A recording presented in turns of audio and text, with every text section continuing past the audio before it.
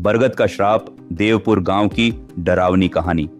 देवपुर गांव, जो घने जंगलों के किनारे बसा था, अपनी शांति और हरियाली के लिए मशहूर था। लेकिन इस गांव की एक डरावनी सच्चाई थी। गांव के बाहरी हिस्से में खड़ा एक विशाल बरगद का पेड़, जिसे लोग श्रापित बरगद कहते थे। गांव के बुजुर्गों का कहना था कि रात के समय वहां जाना मौत को बुलाने जैसा है।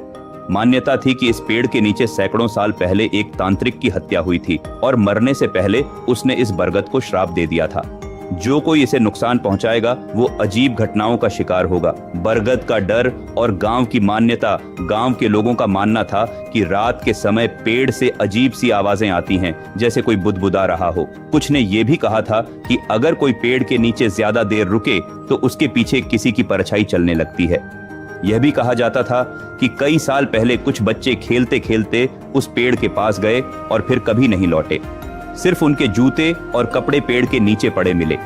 शहर से आए युवकों की हिम्मत, शहर से आए 4 दोस्त रोहित, समीर, अंकित और विशाल देवपुर गांव घूमने आए थे। वे आधुनिक सोच वाले थे और इन कहानियों पर हंसते थे। एक रात उन्होंने गांव वालों को चैलेंज दिया कि वे श्रापित बरगद के पास जाकर एक रात बिताएंगे। गांव के बुजुर्गों ने उन्हें रोकने की कोशिश की, लेकिन वे माने नहीं। गांव की सबसे बुजुर्ग दादी कमला देवी ने कहा, बेटा, उस पेड़ के नीचे जाने वाले कभी सही सलामत नहीं लौटे। हमने अपनी आंखों से देखा है, जो भी वहां गया या तो पागल हो गया या फिर कभी लौटा ही नहीं। लेकिन रोहित और उसके दोस्तों ने इसे मजाक समझा। पहली अजीब घटना, नाम लिखने का खेल। रात के 11 बजे चारों दोस्त टॉर्च और कैमरा लेकर बरगद के पास पहुंचे। वहां पहुंचकर उन्होंने फैसला किया कि पेड़ पर अपने नाम लिखकर उसे चिन्हित किया जाए।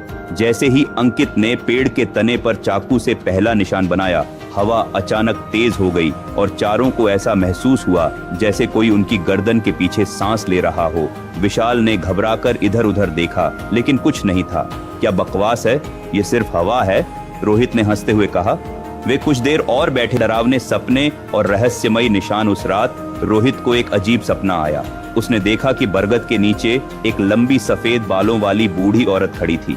उसके हाथ में एक जला हुआ दीपक था और वह रोहित को घूर रही थी।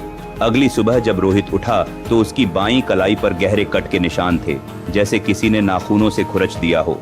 जब उसने अपने दोस्तों को बताया तो समीर और अंकित के शरीर पर भी ऐसे ही निशान थे। विशाल ने डरकर कहा, हमने पेड़ के साथ जो किया शायद उसकी सजा मिल रही है। गांव के बुजुर्ग की चेतावनी घबराए हुए चारों दोस्त गांव के सबसे बुजुर्ग व्यक्ति पंडित रामलाल के पास गए। रामलाल ने उनकी कहानी सुनी और गंभीर स्वर में कहा, तुम लोगों ने बहुत बड़ी गलती कर दी। वो पेड़ साधारण नहीं है। वहां सैकड़ों साल पहले एक तांत्रिक की हत्या की गई थी। उसकी आत्मा अब भी वहां भटक रही है। रामलाल ने उन्हें बताया कि बरगद के नीचे जो भी सोता है वो या तो पागल हो जाता है या फिर मर जाता है। लेकिन रोहित और उसके दोस्तों को अब भी यकीन नहीं था।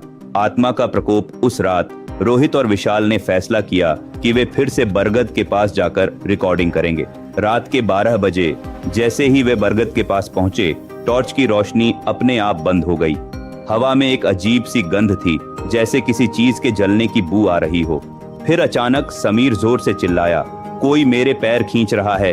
जब उन्होंने नीचे देखा तो उसकी टांगें मिट्टी में धंस रही थीं, जैसे किसी ने अंदर खींच लिया हो। बचाने की कोशिश करने पर पेड़ की जड़ों से एक कंकाल जैसा हाथ निकला और समीर की गर्दन को पकड़ लिया।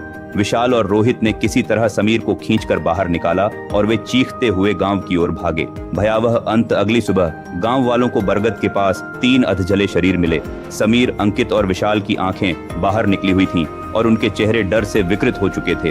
रोहित अभी भी जिंदा था, लेकिन उसकी मानसिक स्थिति खराब हो चुकी थी। वह बस एक ही बात दोहरा रहा था, बूढ़ी औरत, उसने कहा था, मत आना। गांव की आखिरी रस्म। गांव वालों ने पंडित रामलाल की सलाह पर बरगद के नीचे हवन कराया और पूजा कराई।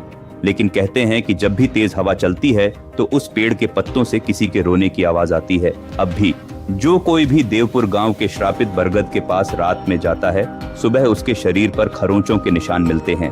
क्या तुम देवपुर गांव के उस बरगद के नीचे एक रात गुजार सकते हो?